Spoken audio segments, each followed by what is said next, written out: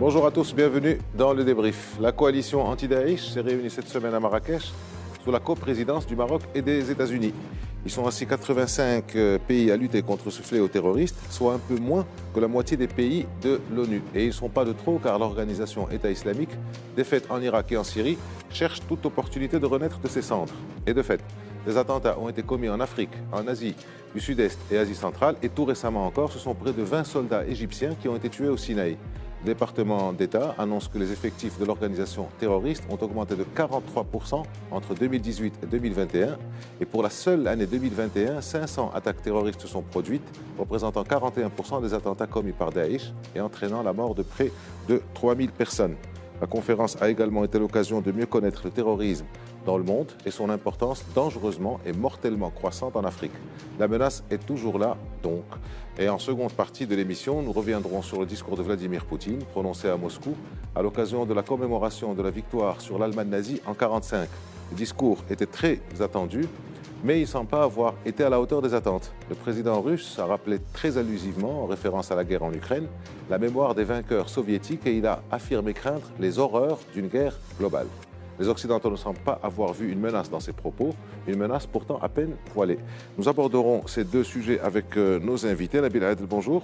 Bonjour, merci pour l'invitation. Je vous en prie, vous êtes directeur du groupe de recherche en géopolitique et en géoéconomie de l'ESCA et vous êtes aussi un habitué de ce plateau. C'est un honneur. Marhaba, marhaba. Même chose pour Ali Harissi. Bonjour, vous êtes aussi un habitué de ce plateau. Vous êtes doyen de l'Institut de sciences politiques, juridiques et sociales de l'Université Mondiapolis. Merci à vous d'avoir répondu à notre invitation. Alors, 85 pays, la moitié des États membres de l'ONU, un peu moins, 40 à 60% d'augmentation en termes de décès et attaques terroristes, 30 000 morts depuis 2007 pour la seule Afrique. Le Sahel abrite en 2021 35% des décès dus au terrorisme dans le monde contre seulement 1% en 2007. On voit l'évolution. 1,4 million de personnes ont été déplacées pour cause de terrorisme, toujours en Afrique subsaharienne. Et l'Afrique est donc dans cette région au sud du Sahara et le continent donc le plus touché et le plus visé par le terrorisme. Je commence par vous, Ali Harissi. À quoi c'est dû ce phénomène ? En fait, ce phénomène, c'est bien d'avoir cité le 2007 et puis vous donnez les chiffres de 2021. C'est des chiffres officiels qui ont été donnés en marge de la coalition anti-Daesh. Pourquoi je dis 2007 était une année où le groupe salafiste de la prédication et du combat, qui est algérien et qui est composé d'Algériens, descend, c'est-à-dire de l'Algérie, c'était la fin de la décade noire, il va au Sahel et sous le contrôle ou sous la direction du dit Mkhtar Bel Mkhtar, qu'on appelle M. Marlboro ou qu'on appelle aussi le Borne. Et il va fonder... Non, c'est un contrebandier et c'est parmi les trafics qu'ils font dans cette région. Et qu'est-ce qu'ils vont faire ? Ils vont fonder l'AQMI, Al-Qaïda au Maghreb islamique. Ça se passe le 24 janvier 2007. C'est pour cela qu'en ce moment-là, on n'avait que 1% de terrorisme. De ce groupe-là va naître d'autres groupes terroristes, le Moujaou, le mouvement de l'unicité et du djihad en Afrique de l'Ouest, qui naît en 2011. Et ce Moujaou-là sa première opération, figurez-vous, il va la faire à Tindouf, le 30 octobre 2011 à Tindouf.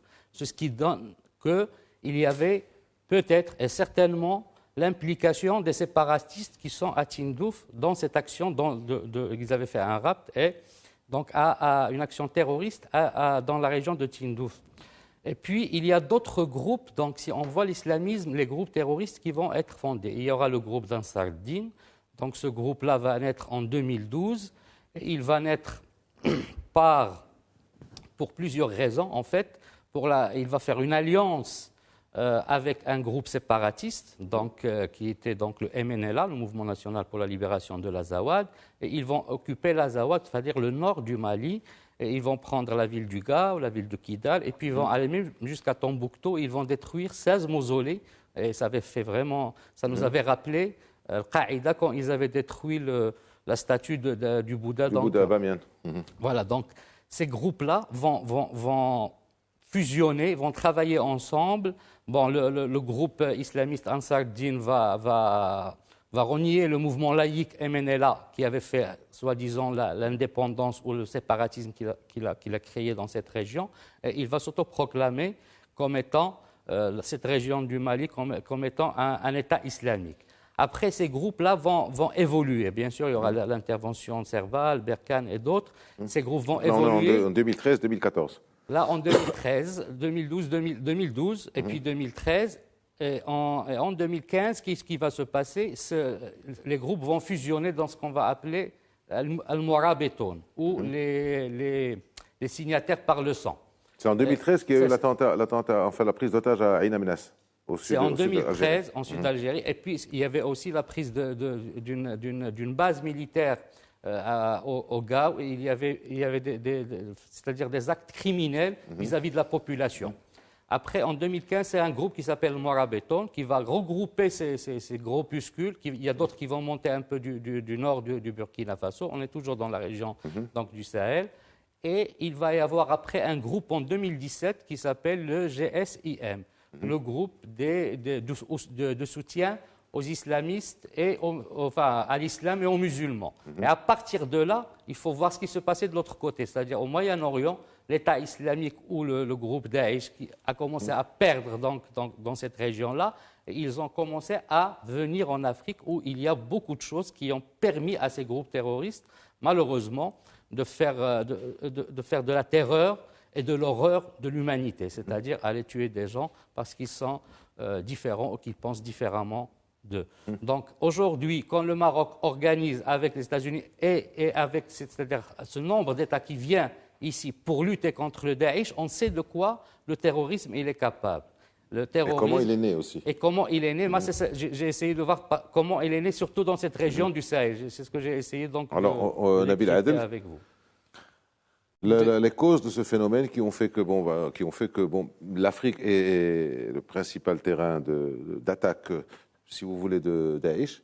Et Ali El-Harichi a expliqué la genèse, donc avec les différents groupes qui sont nés puis qui ont été regroupés. Il y a eu aussi, il n'en a pas parlé, il y a eu aussi la chute de Kadhafi et donc toutes les armes possibles et imaginables dans cette région.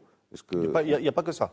En fait, ce qu'il faut comprendre, c'est que d'abord le terrorisme a plusieurs origines. Mais la plus importante, c'est une origine géopolitique. Après la chute de l'Union soviétique, il fallait ce qu'on appelle le grand bridge entre deux ennemis pour les États-Unis. Donc aujourd'hui, on a la Chine et la Russie. Il y avait la fin de la guerre froide et entre les deux, il fallait trouver un ennemi. Ce que Huntington avait parlé de clash des civilisations, de choc des civilisations. Donc c'était l'islam.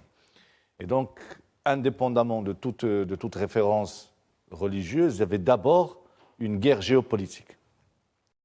Aujourd'hui, avec la doctrine d'Obama, qui est venue juste après la débâcle d'Afghanistan et d'Irak, on s'est dit, plus jamais ça. Ça coûte trop cher. Et pendant que les États-Unis étaient empêtrés dans une guerre contre le terrorisme au Moyen-Orient, la Chine a fait une montée fulgurante. Et d'ailleurs, les États-Unis ont dû faire beaucoup de compromis, voire de compromissions avec la Russie, parce qu'ils étaient engagés avec eux dans la guerre contre le terrorisme. D'ailleurs, l'intervention en Géorgie, l'intervention en Crimée sont passées sous silence parce qu'à l'époque, la Russie était un grand allié dans la guerre contre le terrorisme. Donc aujourd'hui, on s'est rendu compte qu'effectivement, la menace est toujours là. La bête n'est pas complètement achevée, mais nous parlons d'un degré de sévérité et de dangerosité qui est beaucoup moins important que ce qu'on a pu vivre dans la première ou deuxième décennie de ce siècle. Cela dit, aujourd'hui... je ne sais pas, excusez-moi, je vous coupe, je ne sais pas si c'est moins important quand on voit tous ces chiffres. Peut-être que ce sont des victimes silencieuses, tout simplement, parce qu'elles sont dans des endroits qui sont enclavés, ou qui ne sont pas, pour dire les choses telles qu'elles sont, qui laissent le monde indifférent. Quand il y a 15 morts en Italie, ou quand il y a 20 morts en Espagne, tout le monde s'en occupe, et là, personne n'en parle. Mais là, on a des chiffres qui sont clairs. En fait, pas dire que ça a reculé. L'ampleur des attentats a beaucoup baissé. Maintenant, nous sommes passés, on aura l'occasion de revenir sur ça, nous sommes passés de groupes déterritorialisés, tels que Al-Qaïda, à des groupes territorialisés, tels que Daesh. Et c'est là génération. Et c'est là où le ministre Boletta a fait le lien entre séparatisme et terrorisme. On va revenir sur ça. Et puis, il y a des groupes hybrides. Et maintenant, nous sommes passés au loup solitaire. Okay, donc, il y a une sorte de d'amenuisement du phénomène. Naturellement, la menace est toujours là. Mais en termes d'intensité, ça a été beaucoup affaibli pour des raisons idéologiques, mais aussi pour des raisons militaires, pour des raisons économiques. Et aujourd'hui, on va voir que même si la menace est présente, et aujourd'hui, la France se retire du Mali, et vous avez d'autres acteurs qui la remplacent, et là, pour un pays comme le Maroc, il doit se positionner, parce que ça, c'est sur sa frontière sud. Okay. Ces groupes terroristes trouvent un terrain fertile dans les États en faillite, dans les États faibles, et donc ce qui augmente le coût de protection pour les pays stables, mais qui sont limitrophes de ces États en faillite. Et puis aujourd'hui, on a compris depuis le 11 septembre 2001, et puis surtout vers la fin de la première décennie de ce siècle, que le terrorisme, la solution était financière, était économique, était idéologique, mais surtout de renseignement. Et que sans la coordination des services de renseignement en échangeant des informations, la menace devenait plus importante. C'est la raison pour laquelle le Maroc est considéré comme un allié fiable en matière de renseignement, puisqu'il a permis, grâce à ses renseignements, de déjouer plusieurs attentats. Et le fait qu'aujourd'hui, le Maroc organise ça à Marrakech montre la centralité de son rôle dans cette région. Alors maintenant, je voudrais juste, si vous le permettez, faire une remarque sur la forme, qui est quand même très importante quand on fait de l'analyse géopolitique. Organiser une conférence où on appelle, et je reprends votre chiffre, la moitié des pays de l'ONU, avec un niveau d'organisation impeccable, qui rappelle la COP22 et un peu avant la COP de 2001, et puis surtout l'OMC, ces grands événements historiques. Ça a été rappelé aussi par Boletta. Voilà, les grands événements historiques. On ne peut faire ce genre d'événements que dans des pays stables et reconnus en tant que tels. Je ne parle pas de l'aspect logistique et de l'aspect bonne préparation, qui est un élément important. Mais ramener les délégations de 85 pays dans une zone qui est assez chaude, ça envoie un signal au monde entier. Dans un continent, dans une zone voilà, sous-région continentale. Au Maroc, c'est pas chaud. Voilà, donc les faire venir, il fait chaud peut-être. Oui. Les faire venir dans ces conditions, c'est un signal très fort que le Maroc envoie au reste du monde. La stabilité, elle est là. Alors, vous pensez à Ali El-Harichi, avec la réunion de la coalition, de la venue de tous ces pays, de tous les continents, est-ce que vous pensez véritablement que...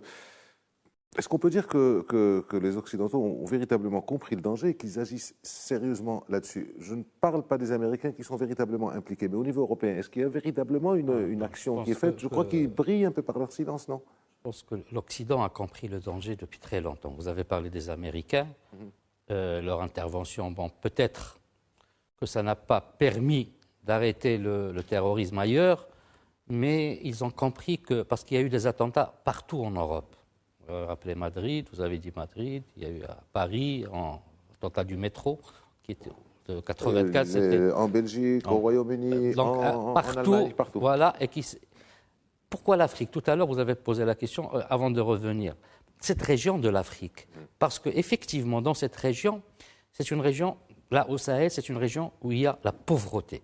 C'est une région qui est caractérisée par une migration très importante. À un certain moment, cette migration, elle allait vers la Libye. Après la chute du régime libyen, les mercenaires sont revenus dans cette région avec des armes lourdes.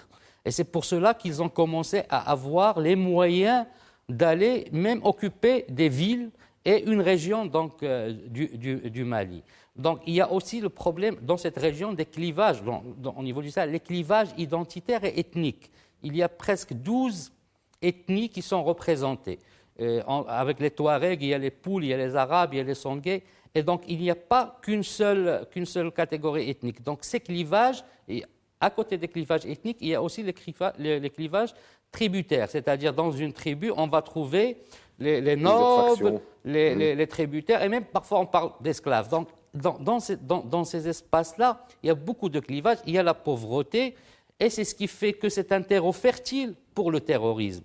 Maintenant, le Maroc, pourquoi le Maroc? Parce que le Maroc a démontré que c'est un pays stable, que c'est un pays qui va pour les deux principes Pas des uniquement ça, Nations mais aussi, il y Unies, a aussi la sécurité et la paix. un renseignement marocain Il est s'est stable, imposé dans qui le monde permet maintenant cela, depuis une et dizaine le d'années. Maroc est un des pays pionniers dans la sécurité dans le monde.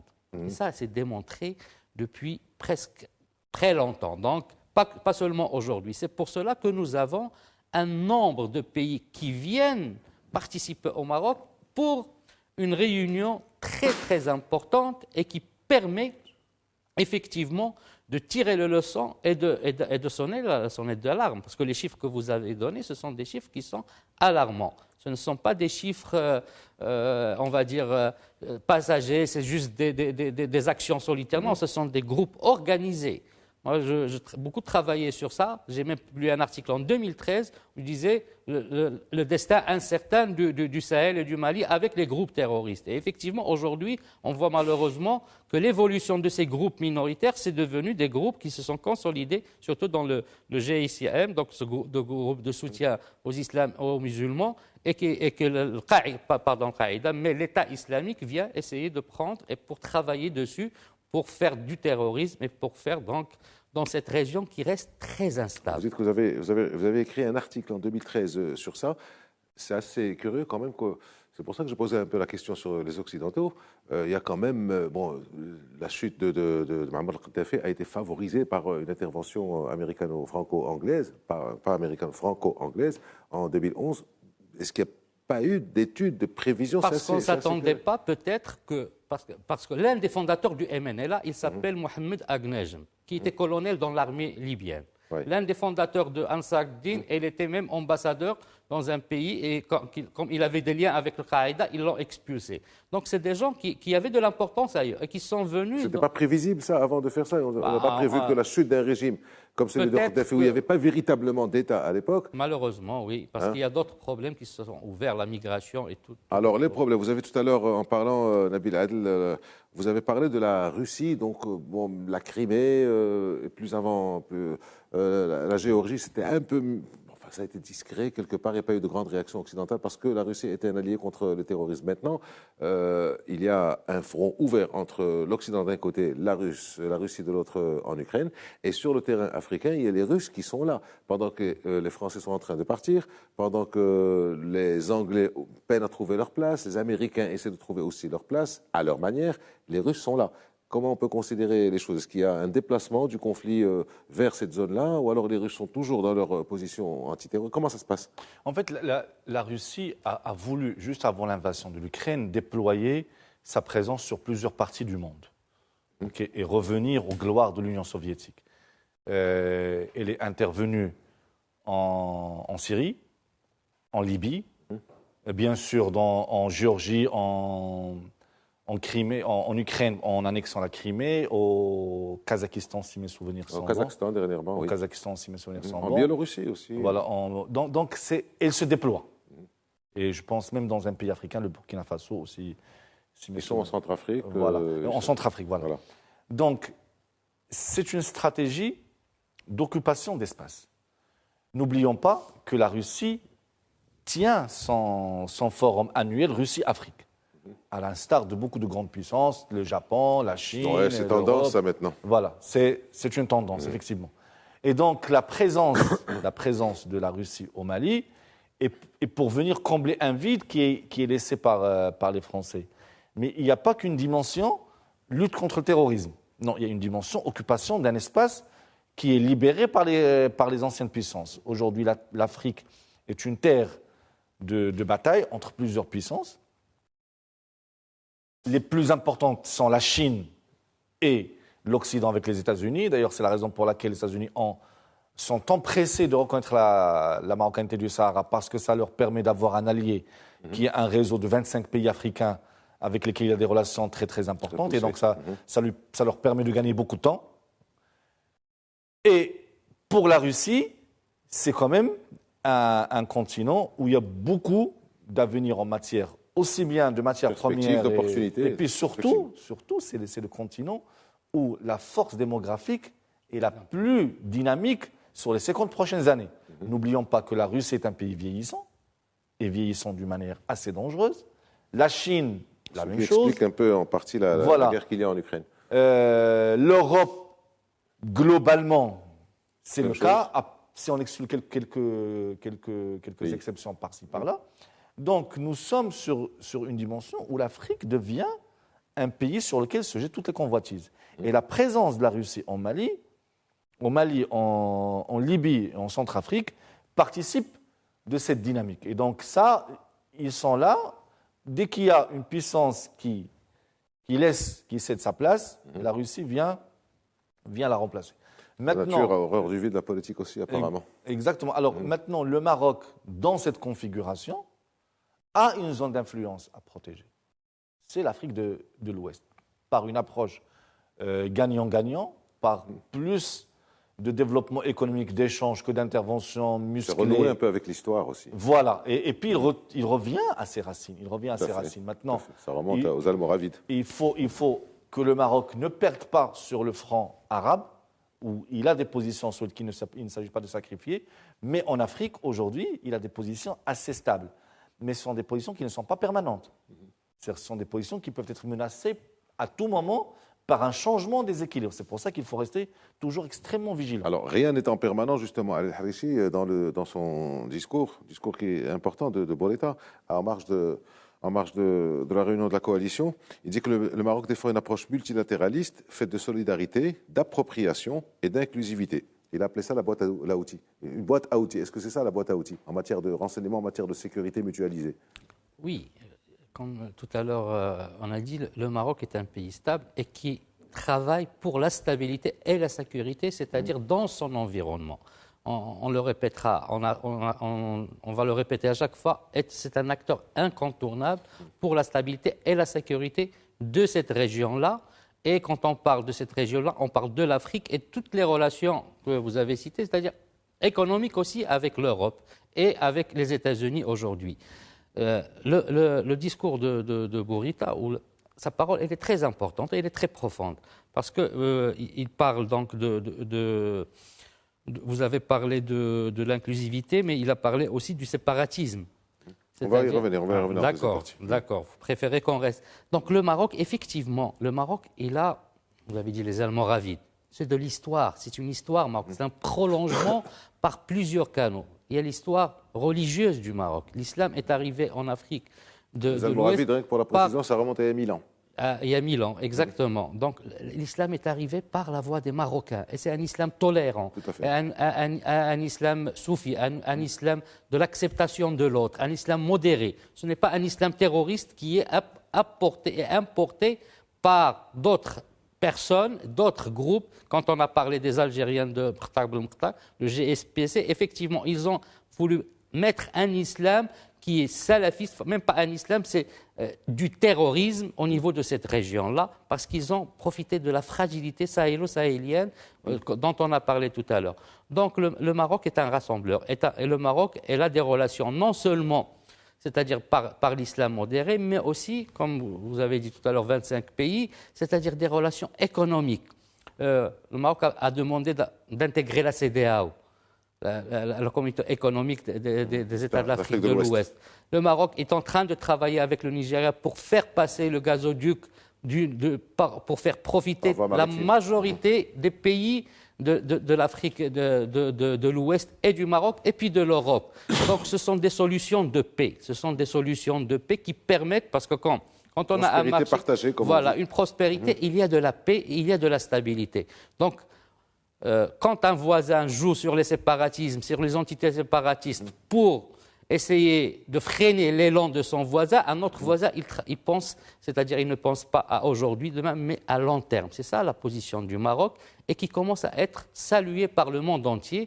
Et d'ailleurs, quand on voit le ministre des Affaires étrangères hollandais qui reconnaît la position du Maroc et qui la félicite, et on a vu le chiffre, et voilà, ça y est, la position du Maroc, elle est devenue claire, elle est devenue lucide, même pour ceux à qui on avait chanté d'autres choses. Aujourd'hui, ils voient que le Maroc, effectivement, c'est un pays... C'est vrai que c'est assez impressionnant de voir le nombre de personnes qui sont, le nombre de ministres, donc de représentants d'État qui sont venus pour la coalition de sécurité internationale, la coalition anti-Daesh, et l'ensemble, le nombre de pays qui ont reconnu la position marocaine pour le Sahara. Il fait partie de la sécurité. Voilà, ce sont des pays qui auraient pu être considérés comme improbables, comme par exemple la Turquie. On connaît la relation de la Turquie avec l'Algérie, avec ce qu'ils font actuellement avec les Russes.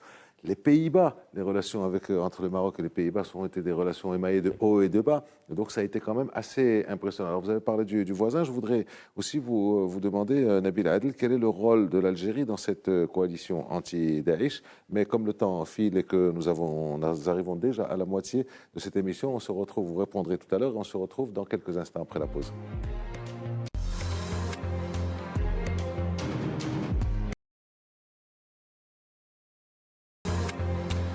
C'est parti pour la deuxième partie du débrief. Pour celles et ceux qui nous rejoignent, nous parlons avec Ali Harichi et Nabil Adel de la dernière réunion qui s'est passée cette semaine à Marrakech de la coalition anti-Daesh avec la présence avec 85 pays, la présence d'à peu près 80 pays. Juste avant la pause, Nabil Adel, je vous posais la question de quel est le rôle de l'Algérie dans la lutte antiterroriste, sachant que en première partie, vous avez développé tous les deux la genèse, l'histoire et le développement des mouvances terroristes au Sahel. Alors l'Algérie y est. Quel est son rôle là-dedans dans cette lutte antiterroriste? On ne les a pas tellement entendus dans cette coalition. Et pourtant, ils sont au premier rang.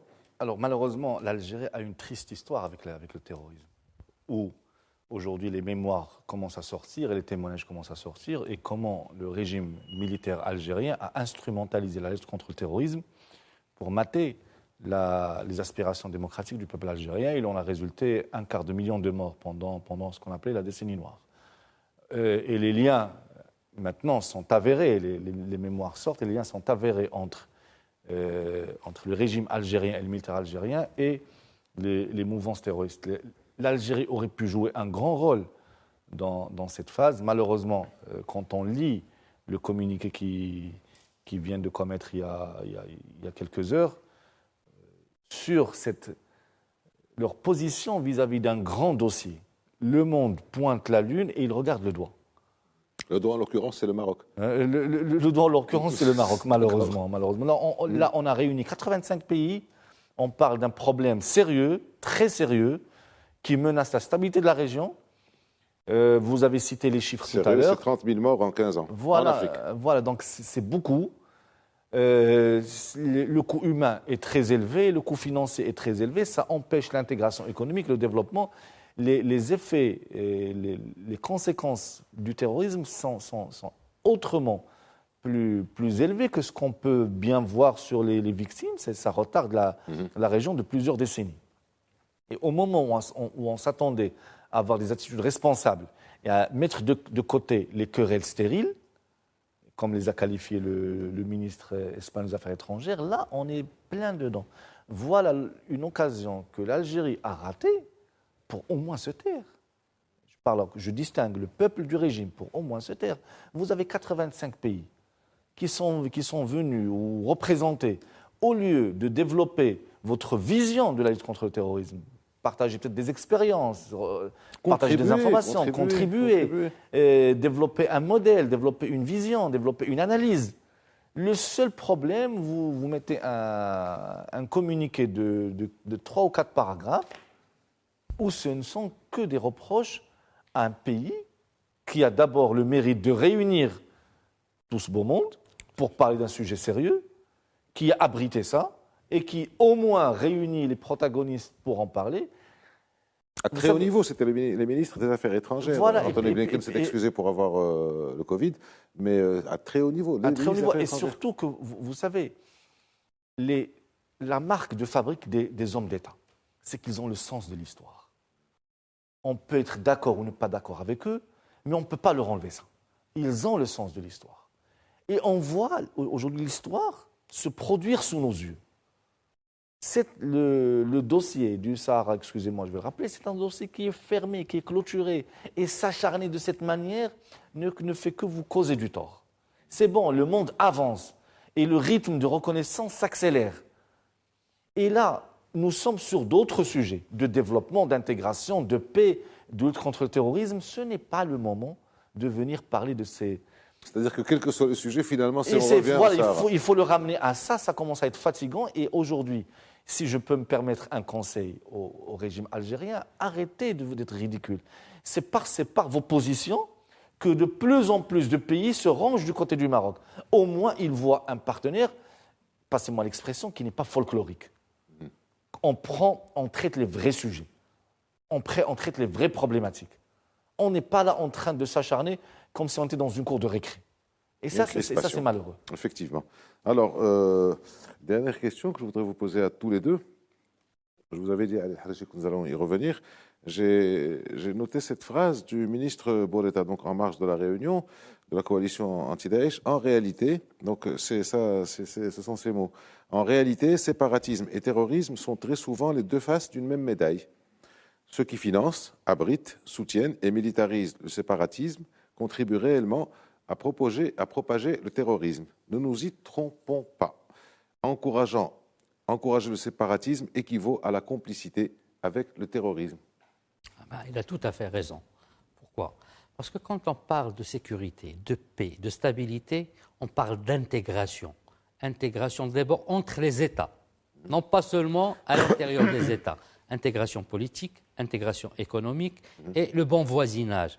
L'Europe, après 2 grandes guerres, c'est-à-dire au siècle dernier, ils se sont regroupés et économiquement. Ils ont fait la construction européenne sur l'économie, avant d'aller vers la politique et d'autres problématiques qu'ils ont. Mais c'est sur l'économie. Donc une intégration des États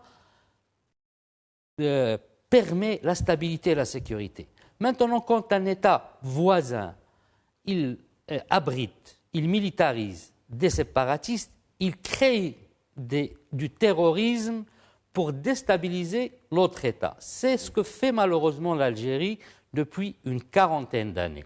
C'est un rôle qu'elle a pris en disant qu'elle est en train d'abriter un peuple, mais le peuple, il est chez lui au Sahara. Les Sahraouis, ce sont marocains, ils l'ont démontré à chaque fois dans les élections. Les dernières datent de 8 mois. C'est un déterminisme électoral d'une reconnaissance de leur marocanité. Et comme a dit Sénabil, le monde entier, ça y est, le dossier du Sahara, il est plié. C'est un dossier que les Algériens n'ont plus rien à dire. Alors, ça avance vite. Avec quoi diversifier leur population.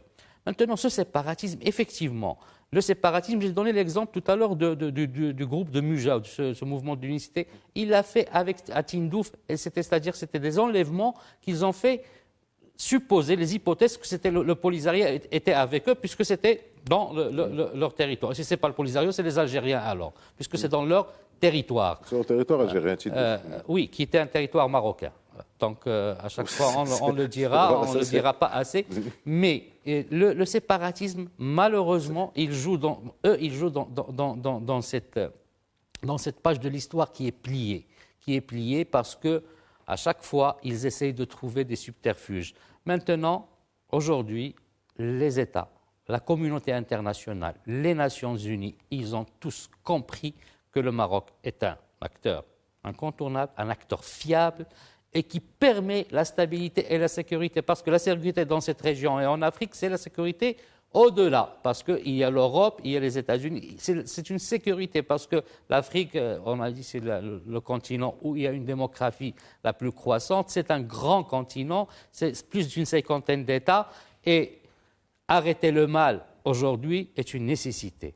Et les gens font confiance au Maroc et ne viennent pas au Maroc seulement parce que c'est joli et c'est beau la ville de Marrakech, c'est vrai qu'elle l'est, mais ils viennent au Maroc parce que c'est un pays qui aspire la confiance et qui permet le déroulement des choses pour un au-delà et pour un avenir, cette fois-ci certain pour l'humanité, et non pas dans des turpitudes que malheureusement le régime politico-militaire algérien est en train de faire tourner depuis des années. Je reviens, si vous permettez, à l'année 2007, où le GSPS, c'est-à-dire ce groupe d'Algériens qui va faire l'ACMI, donc Al-Qaïda au Maghreb islamique, en 2007, le Maroc présente le projet d'autonomie du Sahara.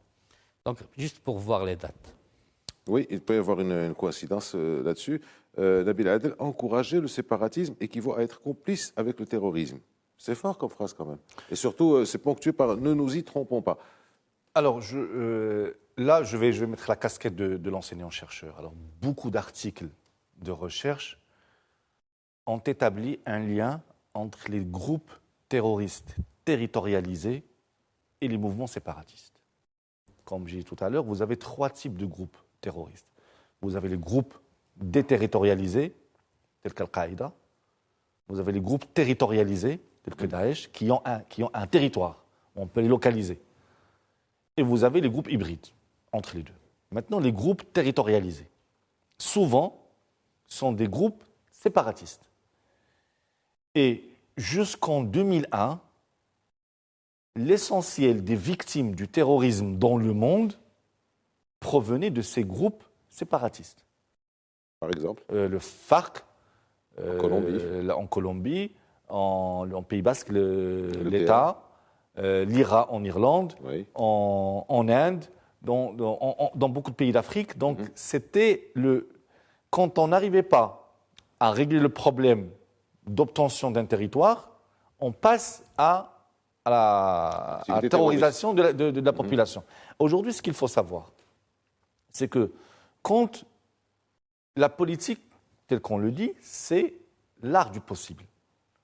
Ces groupes-là, ils sont forts dans l'art de l'impossible. Parfois, ce n'est pas possible d'établir un territoire ou un État dans une zone géographique. Il n'y a pas les déterminants d'un État. Alors, quand ils se rendent compte qu'il n'y a pas les déterminants d'un État, au lieu de revenir à une réalité objective, ils basculent systématiquement dans les actions terroristes. Tout à l'heure, professeur Haïch a parlé de M. Marlborough. Il faut savoir que ces groupes séparatistes ont une marque de fabrique en matière de financement. D'abord, les prélèvements contre rançon, les trafics de toutes sortes, notamment de stupéfiants. Et je rappelle que l'autoroute aérienne numéro 10 entre le sud, l'Amérique du Sud et le golfe de Guinée, qui permet le transport de stupéfiants, est acheminée sous la protection de ces groupes séparatistes vers les marchés de consommation. Donc, quand il a dit ça, et je sais que ça a fait jaser beaucoup de gens, notamment du côté de l'Est, mais c'est une réalité objective. Vous avez beaucoup d'articles scientifiques qui ont traité de ce problème, c'est que les groupes terroristes territorialisés ont souvent des aspirations séparatistes. D'accord. Donc, si vous permettez, oui. Je rejoins ce qu'a dit le professeur Laadel. Effectivement, donc, ces groupes terroristes, mais ils étaient intra-étatiques. Mais là, l'Algérie, il joue encore un rôle autre. C'est qu'elle abrite des groupes terroristes qui viennent d'ailleurs chez elle. C'est-à-dire qu'elle participe au terrorisme en abritant des séparatistes qui sont en jonction, qui sont en alliance avec des terroristes. Donc, On se rappelle que pour la prise d'otage de 2013, il y avait eu des enregistrements qui étaient passés entre des généraux algériens et Mokhtar. Mokhtar, d'ailleurs, vous en parliez. Et ça a été fait. Il y a eu des réactions des Japonais. Vous savez que pour les Japonais, El Amenas, ils considèrent ça comme leur 11 septembre à eux. Il y a eu une quinzaine de morts japonais et ils sont en train de rassembler le dossier. Donc, effectivement, il y a eu ça. Mais ça continue encore. Ça s'est encore exacerbé. Et ce mouvement d'unicité, c'est le filleul du GSPS, c'est-à-dire de l'ACMI aussi. Donc, c'est le même mouvement, mais qui est en train de grandir. Et malheureusement, il s'est déplacé, si vous voulez. Bon, c'est mal là où il est, que ce soit au Moyen-Orient ou dans un autre pays, mais il s'est déplacé en Afrique à cause de toutes les fragilités, surtout au niveau du Sahel. Aujourd'hui, le Maroc, vraiment, il joue un rôle très important. Il le démontre de jour en jour. Cette réunion ne concernait pas le Sahara. Mais les pays qui sont là, ils ont compris que parmi la stabilité du Maroc permet la stabilité dans la région. Dans la région, et donc la sécurité en Europe et dans le monde. Voilà. Tout à fait. Alors juste sur ce point, vous savez, quand on dit qui sème le vent récolte la tempête. Et les généraux algériens ont trop longtemps voulu utiliser la carte du terrorisme à des fins politiques ou géopolitiques. J'en rappelle la décennie noire, où aujourd'hui c'est établi que beaucoup de dirigeants du GIA et des groupes qui semaient la terreur en Algérie étaient des membres des renseignements algériens. Vous avez des accointances entre le Polisario et des mouvements et des groupes terroristes qui sont établis dans des rapports internationaux crédibles. L'instrumentalisation de ces groupes pour déstabiliser, pour régler des problèmes politiques, finit par se retourner violemment contre leur auteur. Les États-Unis qui ont fricoté avec Al-Qaïda pendant la guerre d'Afghanistan, en savent quelque chose. Ils ont payé un lourd tribut. Ce sont des gens qui sont dans l'art de l'impossible. On ne peut pas discuter avec eux. Donc aujourd'hui, ils peuvent vous donner l'impression de les utiliser, mais ils ont leurs calculs. Et tôt ou tard, ils se retournent violemment contre vous. Et aujourd'hui, quand l'ambassadeur Hillel dit que nous récupérons que ceux de référendum de 1974, il sait très bien de quoi il parle.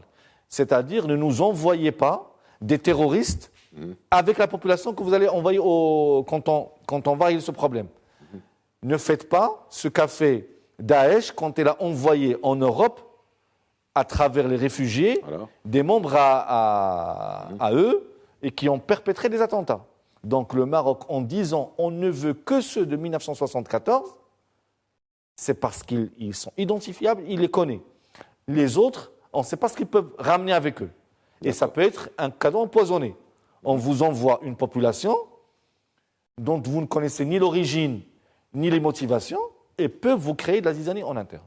La déclaration de Omar Hillel, le représentant permanent du Maroc à l'ONU à New York, se base sur des faits, et puis intervient aussi, il n'y a pas de coïncidence en diplomatie, je pense, intervient aussi juste après la fin de la réunion de la coalition anti-Daesh, où il y a eu tous ces pays qui ont reconnu donc la pertinence et la crédibilité de la position marocaine. Bien, on va passer au second axe, donc le discours de Vladimir Poutine le 9 mai sur la place Rouge. C'est une tradition de voir un discours sur la place Rouge. C'est une tradition de voir aussi un discours de Vladimir Poutine commémorant la victoire pendant la Grande Guerre patriotique, comme ils appelaient ça, en 1945. Mais aujourd'hui, cette fois, ce discours avait un goût particulier. Ce discours était un peu particulier en raison de ce qu'on sait, en raison de la guerre en Ukraine. Alors, je vous pose la question, je commence par vous. Tout le monde attendait ce discours. Les commentaires qui ont fusé ici et là, c'est que finalement, tout ça pour ça, c'était pas grand-chose. Alors, est-ce que c'était pas grand-chose finalement, où il y avait des messages bien sentis, subliminaux, qui passaient? En fait, tout le monde attendait ce discours, étant donné que le 9 mai, c'est une journée de paix, puisque c'était la fin de la guerre. Donc, la fin de la guerre et la victoire donc, des Soviétiques sur l'Allemagne nazie. Maintenant, on s'attendait que le monde s'attendait que Poutine allait déclarer la fin de la guerre, si vous voulez. Mais les messages qu'il a envoyés, c'est-à-dire, il ne veut envoyer ni un message que la Russie est en faiblesse, ni dire que je vais continuer la guerre. Parce que ce qui a été fait en Ukraine, effectivement, pendant 2 mois, l'Ukraine a été, on ne va pas dire rasée, mais elle a subi des conséquences très, très malheureuses de cette guerre. Ce que le monde souhaitait, en fait, puisqu'on parle de la Russie, de ces poupées russes, quand M. Poutine allait ouvrir cette poupée russe, qu'on voit peut-être une colombe de paix ou un signe de paix, au lieu de voir ce nucléaire avec lequel il était en train de les menacer. Donc parce que ce qui est fait malheureusement, c'est la guerre, mais après la guerre, en général, entre les États, il vient la paix. Et c'est la négociation. Maintenant, la négociation, que va demander Poutine ? Est-ce qu'il va rester sur le Donbass et que ce soit une région peut-être autonome, ou indépendante dès le départ, mais peut-être autonome? Est-ce qu'il va renouer les relations avec l'Ukraine? Parce que finalement, entre l'Ukraine et la Russie, il y a des relations. C'est-à-dire des relations ancestrales. Il y a une population qui a presque la même origine. Pas qu'il y a des relations, les Ukrainiens c'est une histoire commune. On parlait de la Russie kieviste avant de parler de la Russie moscovite. La Russie kieviste était avant. Voilà, c'est une histoire commune. De Vladimir, c'était à la fin du 10e. Maintenant, ce qui peut se passer, je pense que la guerre est en train de prendre fin avec tout le malheur qu'elle a causé. Il y aura des négociations. La Russie ne sort pas gagnante, certainement, mais elle ne sort pas aussi perdante. Perdante peut-être sur des volets économiques, sur des sanctions et autres, mais on n'arrêtera pas de la rappeler. Il y a aussi un nouvel ordre mondial qui se trace. Il y a d'autres pays, il y a la Chine, il y a la Turquie, il y a d'autres pays, c'est-à-dire de l'autre côté. La reconfiguration en Afrique, voilà, on en parlait tout à l'heure, ça va dans ce sens-là. Vous avez parlé que la Russie elle est présente aussi pas son armée, on va dire, ce groupe de Wagner au niveau du Mali, au niveau de l'Afrique centrale. Et il y a des intérêts géopolitiques que la Russie essaye d'avoir avec l'Afrique. Vous avez parlé c'est-à-dire ce symposium organisé par les États comme la Russie, la Chine et le Japon au niveau de l'Afrique. La Russie n'a pas peut-être perdu la guerre, mais il a perdu beaucoup d'images et elle a fait beaucoup de mal. Non plus. Non, il n'a pas du tout gagné, mais il a fait beaucoup de mal, c'est-à-dire à une population, à des civils, et c'est malheureux. Il y a quelques jours, il y a eu, Nabil Adel, une déclaration d'un haut responsable du Pentagone qui résume tout. Les Russes ne gagnent pas la guerre, les Ukrainiens ne gagnent pas la guerre, c'est l'impasse. Alors comment on peut considérer à travers cette phrase, qui est pleine de bon sens et de danger aussi, comment on peut voir ce discours de Poutine quand il dit la menace les horreurs d'une guerre globale? Est-ce que c'est tendre la main pour la paix ou c'est attention, ça peut encore se compliquer? Alors, quand on voit le temps du discours du président Poutine, on se rend compte d'un changement radical. Dizaine de minutes au lieu d'un discours fleuve. Et puis surtout, il est moins offensif qu'au début de la bataille. Alors moi, je préfère ne pas appeler ça une guerre, mais c'est une bataille parce que la guerre est plus globale. Et quand on voit, il était presque en train de se justifier. On allait nous envahir, nous étions forcés d'entamer cette guerre. Et donc là, il était plus dans une posture de justification de son action qu'une posture qui était la sienne au début de ce conflit, où il était vraiment offensif, on va dénazifier, on va en faire. Maintenant, cette guerre, enfin plutôt cette bataille, a une particularité qui a été résumée par le responsable du Pentagone. On veut qu'elle dure le plus longtemps possible. C'est un remake finalement de l'initiative de défense stratégique de Reagan dans les années 80, c'est-à-dire pousser les Russes à se ruiner, à effondrer leur économie par l'effort de guerre plus que par les sanctions. Alors aujourd'hui, on fait les deux. Aujourd'hui, on fait les deux. L'effort de guerre et les sanctions. Alors certaines estimations parlent de 3 milliards de dollars par jour de coût de la guerre pour la Russie. Donc c'est-à-dire tout ce qu'il récupère d'une main de l'Occident en lui vendant du gaz et le met dans une guerre. Essayez de comprendre la logique. C'est un peu beaucoup, 3 milliards de dollars. Ah oui, et je vous parle de la fourchette basse. Je ne parle même pas de la fourchette haute. Et donc, aujourd'hui, l'idée, c'est de l'entraîner au maximum et faire durer le plus longtemps possible cette guerre. Alors, d'abord, ça ruine économiquement. Ça ruine économiquement puisque l'armée russe est à bout de souffle. Okay. N'oubliez pas qu'aujourd'hui, l'interdépendance du monde fait que vous ne fabriquez pas tout. Vous avez par exemple un avion de chasse, vous ne fabriquez pas tout.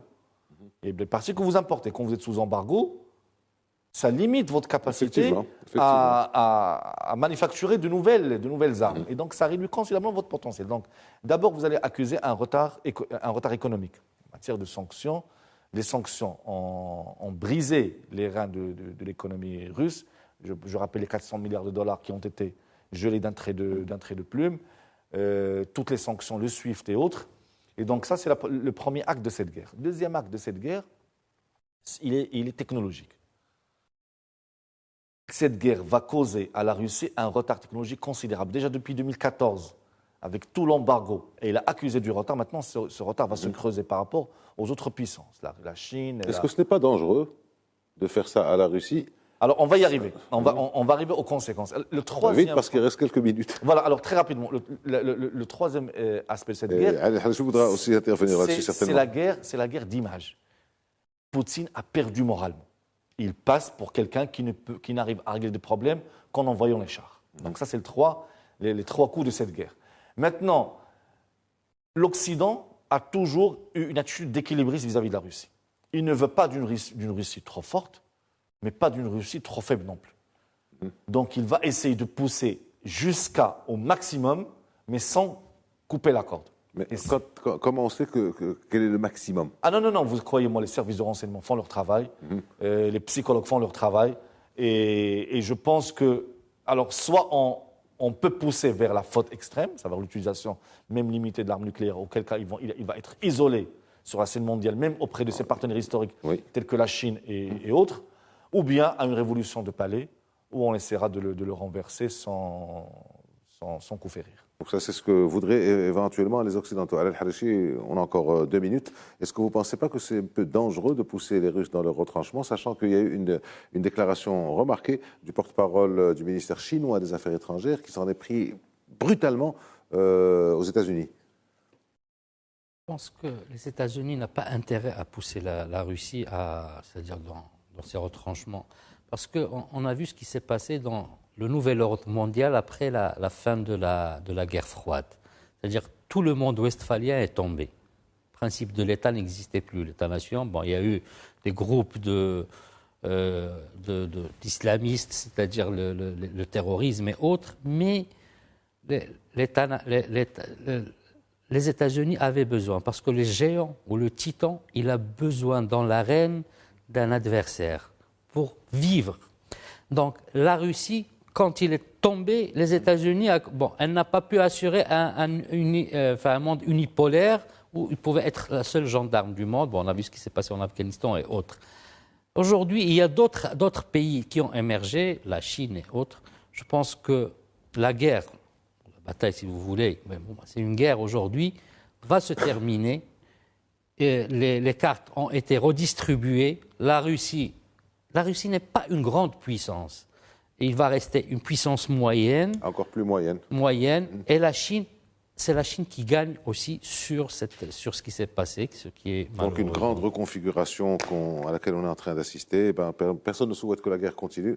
On souhaite tous qu'elle s'arrête le plus rapidement possible. Merci messieurs d'avoir été avec nous. Merci de nous avoir suivis. À la semaine prochaine.